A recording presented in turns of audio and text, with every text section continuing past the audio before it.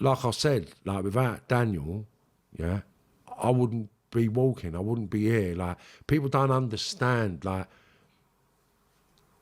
he never financially paid me to do anything or done anything so I could live and grow and do everything, right? But the mindset, the conversations, you know, like even not paying for everything in the bar or paying for things in the restaurant, running up bills, like just assistance in living.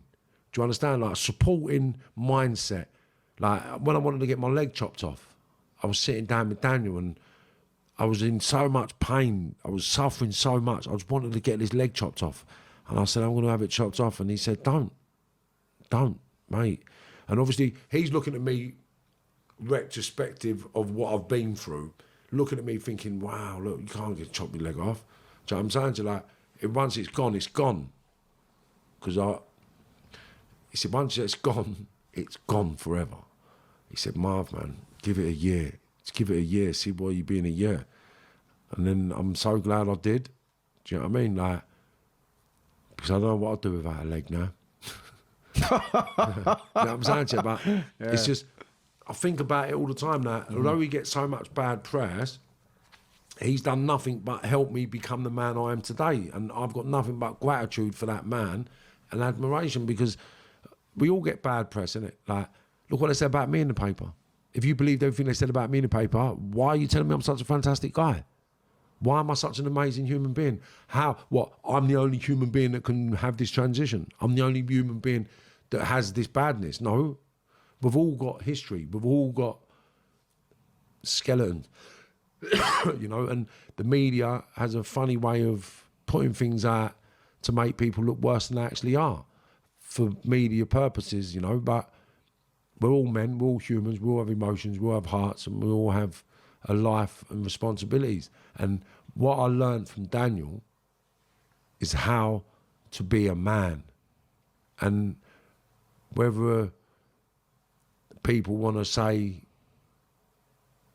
bad things about him for that, that's their business. But I always thought a man had to be hard, a man had to be violent, a man had to be this, a man had to be that. And people like Daniel told me, no, a man doesn't get angry. Do you know what I mean? A man's someone you can rely on. A man's someone who's there for you. A man's someone who will support you. A man's someone who's there to give you advice. Like, men are men. That's what a man is. Like, a man's full of responsibility, and like, men are not wild. Men are not. That's kids. They're young men. They're adolescents. You know, a man's by definition, not by opinions. You know, and if you're not looking after your family, you're not looking after yourself, you're not looking after the ones you love, then you're not that man. You're not that man. If your family are relying on you and you're supporting everybody and you're protecting everybody and you're feeding everybody, then you're that man. Then you're that man. Yeah. If you can sit down in any crisis, any situation, any drama, and navigate your people through that issue, then you're that man. If you're the man that wants to stab, shoot and kill people and go to prison, then you're not that man. Do you understand? So what is a man?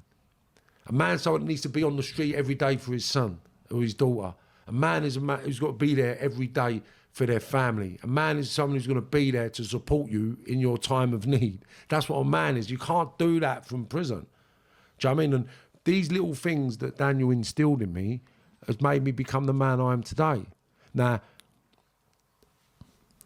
I don't know what people's opinions are of Daniel, right? But I know he's got some skeletons, like I've got some skeletons. But fundamentally, he is a good man who's been transcending to a perfect place since I've known him.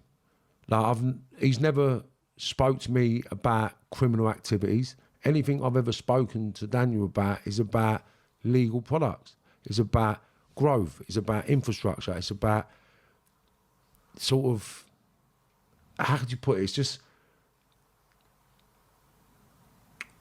principles and morals. Like, I used to believe, that all the people in London, Liverpool, Manchester, I've grown up with, loved me. They love me, unquestionably. That's what I believed. They all love me, and we've all got mad respect. And until I met Daniel, I never realised that it was all using me.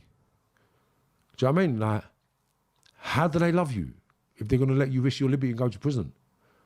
That's not love. That's not a friend. What friend would you go and put in prison? What friend would you go and risk their life for? Who would you go and ask to risk their life for you? Who would you ask to do that for you, Marvin? I'm like, no one. He said, well, because they're your friends. They're your friends, so you're not going to ask your friends to do that, are you? And I was like, wow, this geezer's deep. And the more I got to know him, I started realising that a lot of the stuff that they print about him is bullshit. Just like the stuff they print about me is bullshit. And I just hope and pray that someday soon it all comes out and he gets reborn like me. And it's not a religious thing, it's just a spiritual thing, you know, because he's an amazing man. He really is an amazing man, like, and I admire him more than any other man I've come across in my life.